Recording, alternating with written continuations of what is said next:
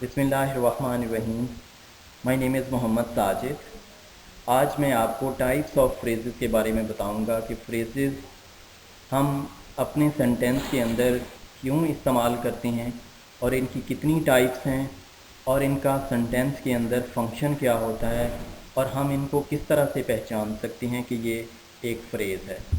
Types of phrases discuss करने से पहले मैं आपको फ्रेज़ की डेफिनेशन बताता जाऊँ। A phrase is a group of words having incomplete meanings. कि एक फ्रेज़ जो है it is a combination of more than 2 और 3 वर्ड्स के दो या दो से ज़्यादा लफ्ज़ों का मजमूआ अगर आप किसी जगह पर इस्तेमाल कर रहे हैं तो उसको हम फ्रेज़ का नाम देंगे। तो फ्रेज़ अकेले में इसके इनकम्प्लीट मीनिंग्स होते हैं। टाइप्स ऑफ फ्रेजेस की जब हम बात करते हैं तो नाउन फ्रेज उसके अंदर पहली आ जाती है, वर्ब फ्रेज आती है, एडजेक्टिव फ्रेज आती है, एडवर्ब फ्रेज आती है, प्रेपोजिशनल फ्रेज आती है, इन्फिनेटिव फ्रेज आती है, जेरेंड फ्रेज आती है, पार्टिसिपल फ्रेज आती है, क्वेश्चन वर्ड्स वाली फ्रेज आती है। फ्रेज हमारी ऐसी फ्रेज होती है जो नाउन का काम करती है। A noun phrase is a group of words that does the work of a noun. कि ऐसा लफ्ज़ों का मजमूआ जो नाउन की जगह पर इस्तेमाल हो, यानी सब्जेक्ट या ऑब्जेक्ट की जगह पर इस्तेमाल हो तो हम उसको नाउन फ्रेज कहेंगे। अ ट्यूब ऑफ टूथपेस्ट, ये 5 लफ्ज़ों का 4 लफ्ज़ों का मजमूआ है और ये 4 लफ्ज़ों का मजमूआ जब सब्जेक्ट वर्ब के साथ ऐड हो जाएगा तो ये उस वक़्त नाउन फ्रेज़ के तौर पे काम करेगा। Noun phrase a noun phrase is a group of words that does the work of a noun. A tube of toothpaste, 4 लफ्ज़ों का मजमूआ अ ट्यूब ऑफ टूथपेस्ट जब हम इसको या तो सब्जेक्ट के तौर पे इस्तेमाल कर लें या हम इसको ऑब्जेक्ट के तौर पे इस्तेमाल कर लें तो ये नाउन फ्रेज़ के तौर पे इस्तेमाल हो जाएगा। जिस तरह I bought a tube of toothpaste, तो आई इसके अंदर सब्जेक्ट है, बॉट इसके अंदर वर्ब है, अ ट्यूब ऑफ टूथपेस्ट जो है ये नाउन के तौर पर हम इसको इस्तेमाल यहाँ पे करें। यानी ये लफ्ज़ों का जो कम्बिनेशन ऑफ 4 वर्ड्स जो है ये नाउन के तौर पे जब इस्तेमाल हो रहा है तो ये ऑब्जेक्ट के तौर पे इस्तेमाल हो रहा है। तो जब कोई भी चीज़ ऑब्जेक्ट या सब्जेक्ट की जगह पर इस्तेमाल होती है तो हमेशा वो नाउन के तौर पर ही इस्तेमाल हो सकती है। He hopes to win the first prize, he इसके अंदर सब्जेक्ट है, होप इसके अंदर वर्ब है, to win the first prize ये इन्फिनेटिव फ्रेज इस्तेमाल हुई ऑब्जेक्ट की जगह पर। वर्ब फ्रेज हमारी ऐसी फ्रेज होती है जिसके अंदर हम वर्ब को फ्रेज बनाकर इस्तेमाल कर रहे होते हैं। जिस तरह build in stone, will tell, has done. तो ये 2 लफ्ज़ों का मजमूआ जो है यानी जिसके साथ ओरिजिनल वर्ब आ जाए या हेल्पिंग वर्ब आ जाए, जब वो हमारी फ्रेज़ के तौर पे इस्तेमाल होगी तो वो वर्ब फ्रेज़ कहलाएगी। एडजेक्टिव फ्रेज़ ऐसी फ्रेज़ होती है कि अगर 2 या 2 से ज़्यादा लफ्ज़ों का मजमूआ जो है वो हम एडजेक्टिव के तौर पे इस्तेमाल कर लें। कि अगर हमारे सेंटेंस के अंदर हम कोई फ्रेज़ इस्तेमाल कर रहे हैं और उसका फंक्शन जो है बेसिकली किसी नाउन को मॉडिफाई करना है या नाउन के अंदर कुछ ऐड करना है तो वो लफ्ज़ों का मजमूआ हमारा जो फ्रेज़ का है वो एडजेक्टिव फ्रेज़ कहलाएगी। इसकी डेफिनेशन क्या है? It is a group of words that does the work of an adjective. यानी लफ्ज़ों का ऐसा मजमूआ जो एडजेक्टिव के तौर पे इस्तेमाल हो हम उसको एडजेक्टिव फ्रेज़ कहेंगे। A crown made of gold, ये फ्रेज़ है adjective phrase. A gold of sorry a clock of purple colour, तो ये भी 5 लफ्ज़ों का मजमूआ जो है ये फ्रेज़ के तौर पे इस्तेमाल होगा। अ गर्ल विद ब्लू आइज़, ये भी लफ्ज़ों का मजमूआ है, ये फुल सेंटेंस नहीं है। लिहाजा अगर मैं कहता हूँ I saw a girl with blue eyes, I saw a girl with blue eyes, तो a girl with blue eyes जो है ये इसके अंदर एडजेक्टिव फ्रेज होगी। Adverb phrase is a group of words that does the work of an adverb. लफ्ज़ों का ऐसा मजमूआ जो एडवर्ब के तौर पर इस्तेमाल हो तो उसको हम एडवर्ब फ्रेज़ के नाम से पुकारेंगे। In a brave manner, in a beautiful style, in formal time, at an early date.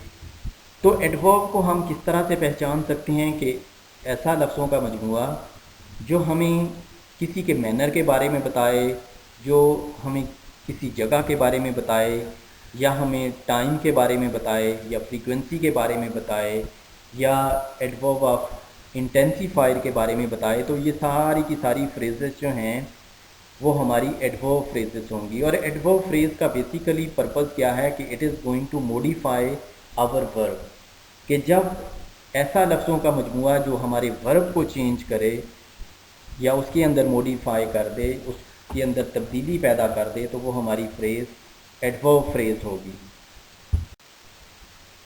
Prepositional phrase जो है ये भी उसी तरह लफ्ज़ों का मजमूआ होगा। It begins with a preposition. ये लफ्ज़ों का मजमूआ होगा लेकिन ये प्रेपोजिशन के जो वर्ड्स हैं उनसे ये स्टार्ट होगा। जिस तरह आई saw a dog crossing over the bridge. तो अगर ओवर द ब्रिज जो है ये अंडरलाइन किया हुआ किसी जगह पर आता है तो इसका मतलब क्या होगा कि ये प्रेपोजिशनल फ्रेज़ होगा। इन्फिनेटिव फ्रेज़ जो है it is introduced by an infinitive.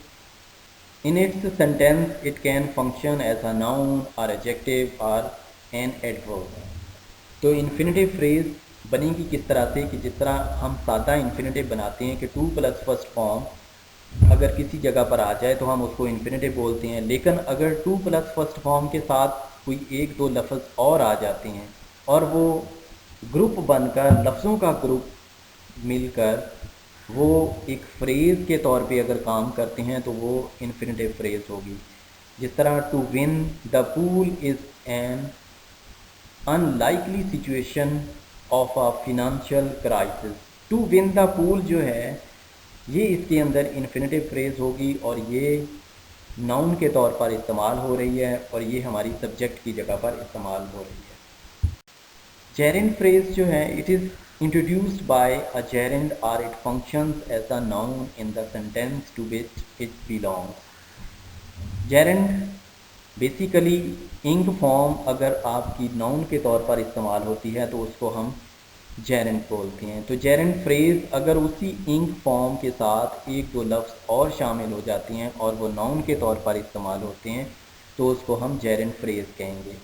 Practising for 7 hours a day perfected his skills. Practicing for 7 hours a day, ये लफ्ज़ों का मजमूआ जो है इसमें देखें कि फर्स्ट इंग फॉर्म आ गई और उसके साथ 4-5 लफ्ज़ और लगे हुए हैं और वो इसको मिलकर जेरेंड फ्रेज़ बना रहे हैं। जेरेंड फ्रेज़ इसलिए है कि ये आपके सब्जेक्ट की जगह पर इस्तेमाल होती है और ये नाउन के तौर पे इस्तेमाल हो रही है। पार्टिसिपल फ्रेज जो है it is a group of words forming part of a simple sentence. It qualifies a noun और pronoun elsewhere in the sentence. Participle basically ing form जब आपकी एडजेक्टिव के तौर पे इस्तेमाल होती है तो उसको आप पार्टिसिपल कहते हो, लेकिन पार्टिसिपल फ्रेज उस वक्त बनेगी जब आपकी इंग फॉर्म के साथ एक दो लफ्ज़ और शामिल हो जाते हैं और ग्रुप ऑफ वर्ड्स के तौर पे इस्तेमाल होगी। और जब वो ग्रुप ऑफ वर्ड्स के तौर पे इस्तेमाल होगी और उसका फंक्शन जो है वो किसी नाउन को अगर मॉडिफाई करना है, ऐड कर नाउन के अंदर कुछ ऐड कर रही है आपकी वो पार्टिसिपल फ्रेज। पार्टिसिपल आपकी फ्रेज जो है it is a group of words forming part of a simple sentence के लफ्ज़ों का ऐसा मजमूआ जो एडजेक्टिव के तौर पर इस्तेमाल होता है तो उसको हम पार्टिसिपल फ्रेज़ कहते हैं। पार्टिसिपल बेसिकली इंग फॉर्म जब आपकी एडजेक्टिव के तौर पे इस्तेमाल होती है तो उसको पार्टिसिपल हम बोलते हैं और जब पार्टिसिपल के साथ 2-3 लफ्ज़ और आ जाते हैं तो वो पार्टिसिपल फ्रेज़ बन जाती है जब वो एडजेक्टिव के तौर पे इस्तेमाल होती है। Noun phrase, a noun phrase is a group of words that does the work of a noun.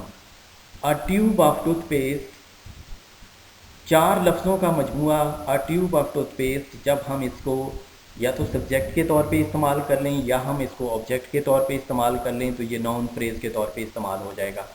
जिस तरह I bought a tube of toothpaste